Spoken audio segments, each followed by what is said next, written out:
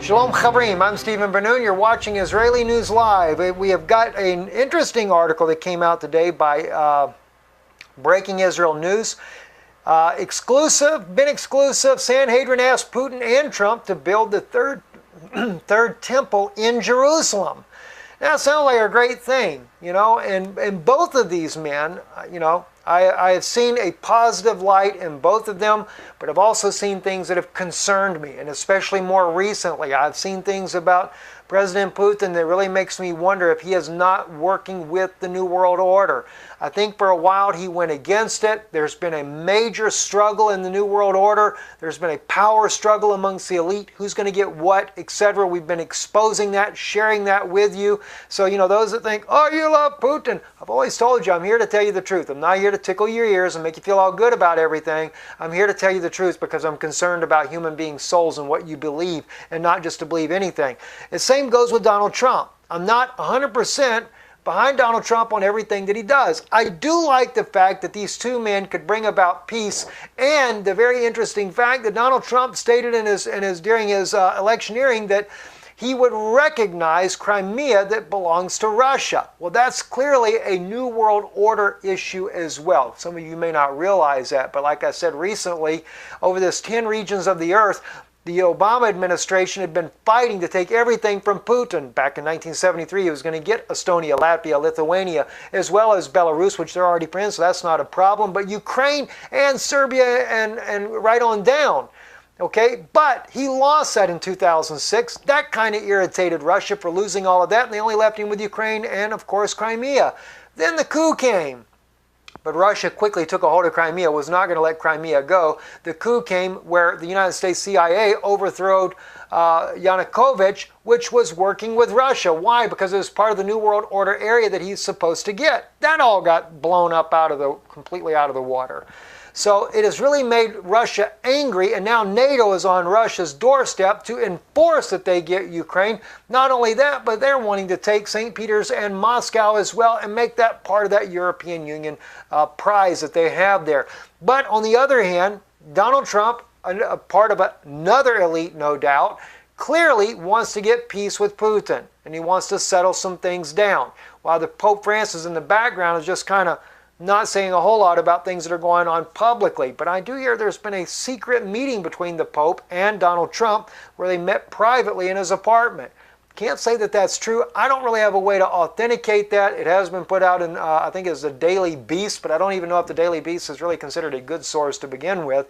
So I have not pushed that. And without being able to really go into that, I don't know what to say about it. Now, let me remind you guys, you know, Donald Trump here was prayed for a little while back. If you notice, there's Jews in there as well, but it's also Kenneth Copeland is there, Paula White and others that were there to pray for Donald Trump when he began his campaign. Thought that was very interesting. It's about the only group that came in behind him.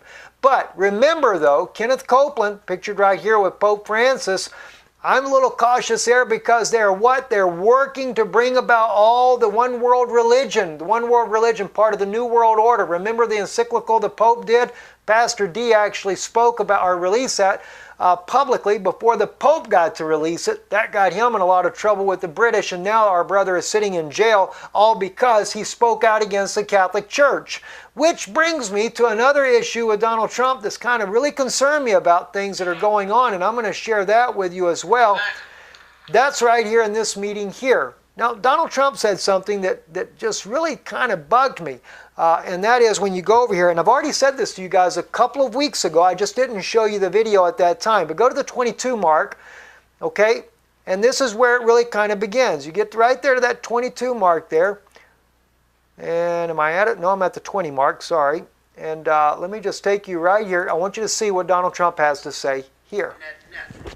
Cardinal told me that's net, Donald, remember. Not that. Here we go. We can also agree on the need to stand up to anti-Catholic bias, to defend religious liberty, and to create... All right, to stand up against anti-Catholic bias. What is that about? But to stand up for religious liberty? Clearly, that has just a little bit of a hint of working with the Catholic Church for a one world religion. Stand up against anti-Catholic bias. I'm not against Catholics, period. I wouldn't even be against the Pope if it wasn't that he is trying to bring about his one world religion for a new world order, just like many of the other world leaders. And that's what I'm trying to get people to understand. Now, it gets a little bit worse. He also speaks about the new world order in this particular issue here, right around the 2255 mark there. Let me just get it right there in the right spot. What we're witnessing today. We've got to be very strong, very, very smart, and we've got to come together, not only as a nation, but as a world community. World community. Coming together as a world community. There again, you're looking at a new world order right there. Clear language, and that's what I've been catching with Putin as I begin to look back at what things were going on. And the one other issue that I wanted to remind you of, and this here was where he speaks about the Pope, or Donald Trump, getting into a tiff with the Pope. All right? And this is Al, I can't think of Al's last name there, but Al, I think it's Al Franken? Got in a very public tiff with the Pope last year. I know you discussed that with the Cardinal last week, and it should be easy to mend that relationship. Easy to mend the relationship. Donald and Pope Francis have so much in common. For instance, they lead lives of humility.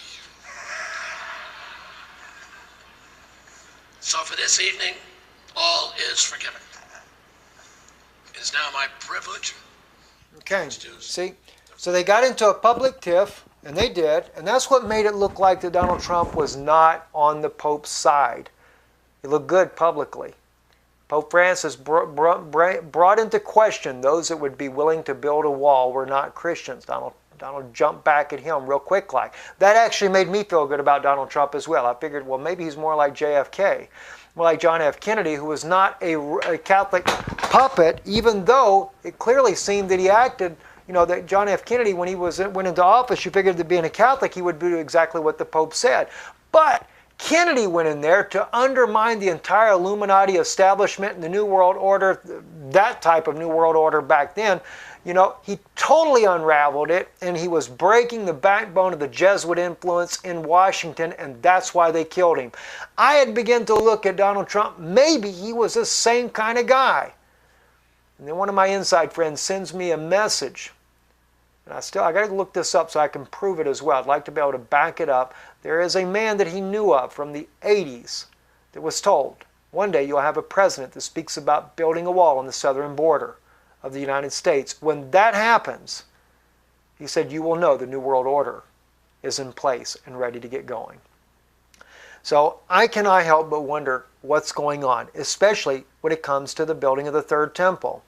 I've told you many times, when it comes to building the third temple, if it was truly for the Jewish people, if it was truly for the righteous way that God would have it, a house of prayer for all nations, as God says in Isaiah, where he says, I'm sick and tired of your blood sacrifices and everything. He says, I desire mercy. See? More than burnt offering. He wanted them to care about the widows, care about the poor. That's what God cares about. And if they built the temple with that in mind, it would be wonderful. But I am so concerned they're going to build it for the Pope of Rome or for the Antichrist, however you want to put it. Pope of Rome being the Antichrist, etc. Whichever way that falls in. I leave that open for people with different views on that. All right? But I'm very concerned about this. It is... I don't know what to say about it. I really don't. Not at this point here. I really don't. But like I said, I wanted to share again with you the concerns I've had. I intentionally held back before the election. I'd already said things to you already about my concerns with Donald Trump. Many people got angry over that. So I figured, okay, let the people, I don't want to influence, let the people choose how they would prefer to choose on whatever candidate they wanted. I already knew that Hillary was an insane choice. I don't care what anybody thinks. It was just an insane choice. That is World War III, guaranteed. From the way she was talking in her rhetoric. Donald Trump, again, like I said, no, we don't have to worry about war. That's true. But I'm afraid many Christians are going to be duped when it comes to what's going to happen. I'm Stephen Ben-Nun. You're watching Israeli News Live. Shalom.